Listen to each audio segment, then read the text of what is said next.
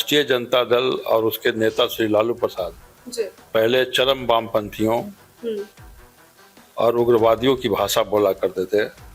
अब उनका ये बढ़ गया, अब ये आतंकवादियों की भाषा बोल रहा है, अलगाववादियों की भाषा बोल रहा है, पटकनिया पर पटकनिया खा रहे हैं, धूल चटा दिया जा रहा है, लेकिन वो थेथर है।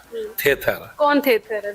विपक्ष थेथर है, कांग्रेस वाले थेथर हैं। जिस मुद्दे को लेकर उठा रहे हैं और सदन चाहे बिहार विधानसभा हो या लोकसभा हो या राज्यसभा हो, ये तीनों सदनों में जो गतिरोध पैदा हो गया है और बहिष्कार किया जा रहा है, यह और भी दुखद है। तेजस्वी यादव कह रहे हैं कि अगर गरीबों का वोट काटा जाएगा तो हम लोग चुनाव ही नहीं लड़ेंगे, फिर चुनाव लड़ने का क्या फायदा? इस बयान को लेकर के कहीं ना कहीं जनता के मन में भी सर सवाल खड़ा हो रहा होगा।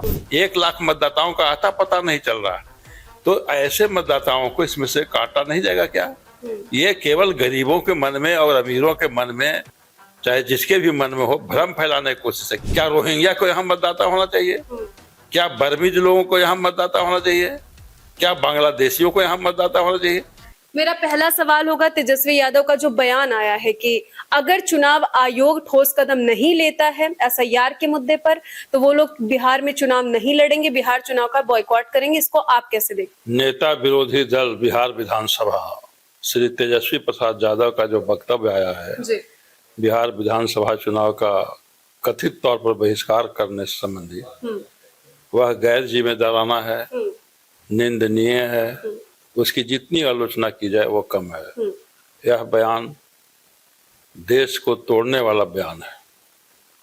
राष्ट्रीय जनता दल और उसके नेता श्री लालू प्रसाद जी। पहले चरम वामपंथियों और उग्रवादियों की भाषा बोला करते थे। अब उनका ये बढ़ गया, अब ये आतंकवादियों की भाषा बोल रहा है, अलगाववादियों की भाषा बोल रहा है। बिहार में कभी चुनाव बहिष्कार की चर्चा ये तो कश्मीर में हुआ करता था।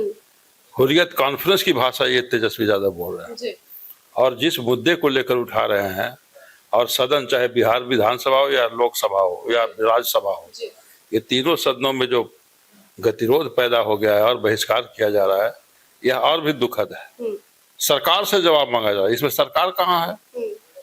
सरकार कहाँ है इसमें?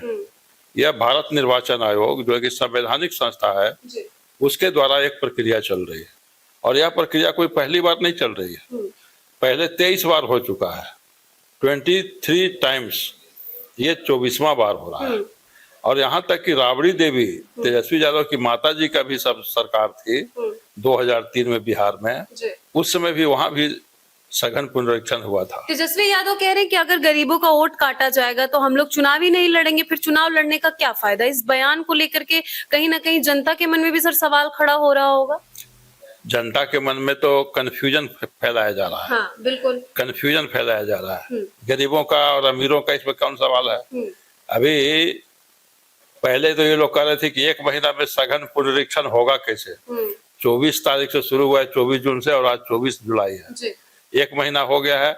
98% मतदाताओं तक निर्वाचन आयोग पहुंच चुका, 98%। तब ये हल्ला क्या कर रहे हैं? 2 दिन के अंदर तो ये 100% हो जाएगा और ये प्रक्रिया भी बंद हो जाएगी। प्रक्रिया तो ऑटोमेटिक अब बंद हो जाएगी। बिहार में सदन की बात करें सर, तो काले कपड़े में लोग नजर आ रहे हैं और लगातार इसी मुद्दे को लेकर के बवाल काटते हुए नजर आ रहे हैं। मैं उसको कह रहा हूँ वही कि 98% तक पहुंच मतदाताओं तक हो गई है।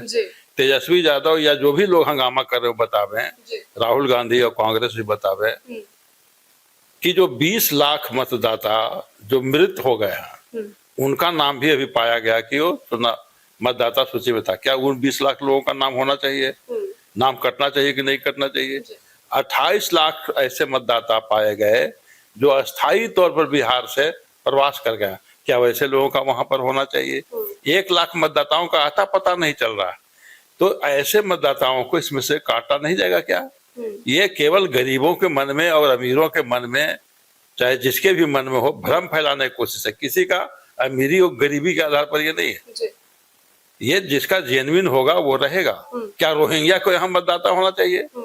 क्या बर्मीज लोगों को यहाँ मतदाता होना चाहिए? क्या बांग्लादेशियों को यहाँ मतदाता होना चाहिए?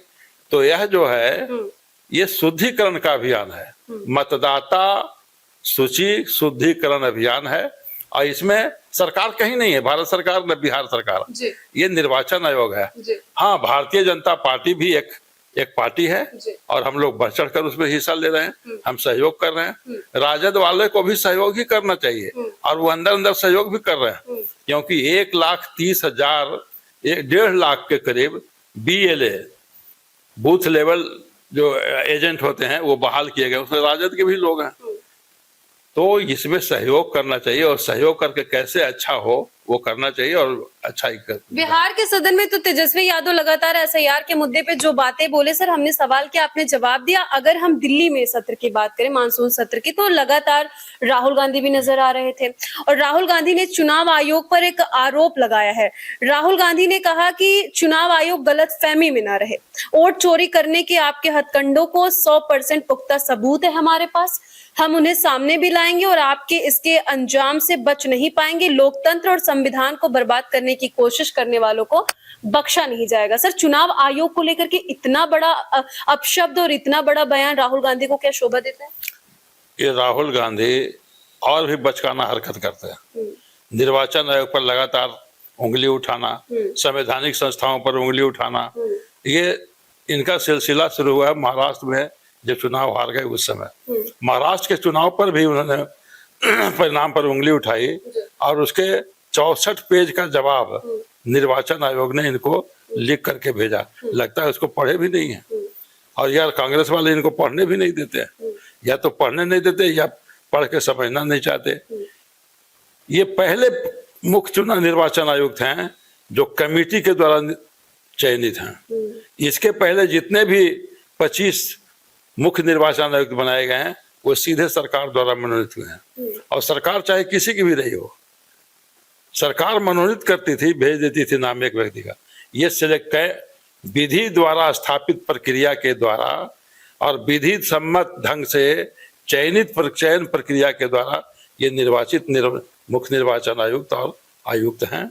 ये अच्छे काम कर रहे हैं और इनको सहयोग मिलना चाहिए। अच्छा सर, सत्र की शुरुआत है, लगातार चाहे विपक्ष हो या पक्ष के लोग हो वो बातचीत करें, अपनी बातों को रख रहे हैं। अगर हम बिहार की बात करें, चूंकि आप बिहार से जुड़े हुए हैं, बिहार से सांसद हैं, सर वहां की बात करें तो आज सदन में देखा गया बीजेपी और RJD के विधायकों के बीच, अभी कुछ देर पहले की बात है सर, धक्का मुक्की तक हो गई। इस तरीके की चीजें करना सदन में शोभा दे रहा है? वहां बातचीत करने लोग गए हैं या लड़ाई झगड़ा करने गए? बिल्कुल, ये राजद वालों का यही हाल है। सदन विचार के लिए है, विमर्श के लिए है, संवाद के लिए है और उस संवाद से कुछ जनता के हित में कुछ निर्णय लिया जाए उसके लिए है। धक्का मुक्की के लिए, पहलवानी के लिए नहीं है। पहलवानी के लिए तो सड़क है ही। असल में उनके पिताजी भी पहलवान विद्यालय बनाए थे, तो लगता है कि वही पहलवान विद्यालय विधानसभा को वो समझ रहे हैं ये, लेकिन उनकी पहलवानी भी नहीं चलने वाली है। बिहार की जनता जाग चुकी है।